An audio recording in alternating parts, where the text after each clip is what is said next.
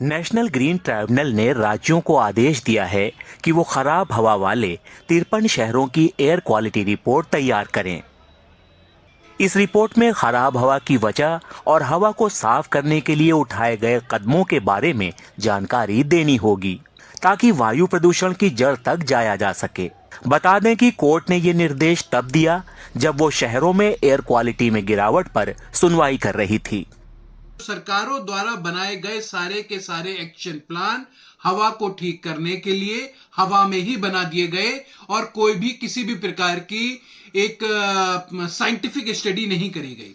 इस चीज को देखते हुए अब एनजीटी ने करे अपने एक रुख को अपनाया है और कहा है कि जो भी आप एक्शन प्लान बनाएंगे उसको आप सोर्स से रिलेटेड करेंगे, सोर्स से जोड़ेंगे कि किस सोर्स से कितना पॉल्यूशन आ रहा है, PM10 किस सोर्स से आ रहा है, PM5 किस सोर्स से आ रहा है, डस्ट कहां से आ रही है और उससे रिलेटेड क्या रिडक्शन के लिए आपने क्या रिड्यूस कैसे करेंगे उस चीज को बताएंगे।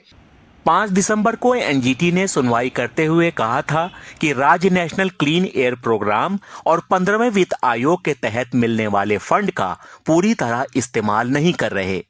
तब कोर्ट ने राज्यों से एक्शन रिपोर्ट भी मांगी थी। एनजीटी ने केंद्रीय पर्यावरण मंत्रालय को निर्देश दिया है कि जिन एसेट्स पर करोड़ों रुपए खर्च किए गए हैं उनका अच्छे तरीके से इस्तेमाल किया जाए। एनजीटी की ये भी एक ऑब्जर्वेशन रही है कि फंडिंग पूरी तरह से स्पेंड नहीं हुई है।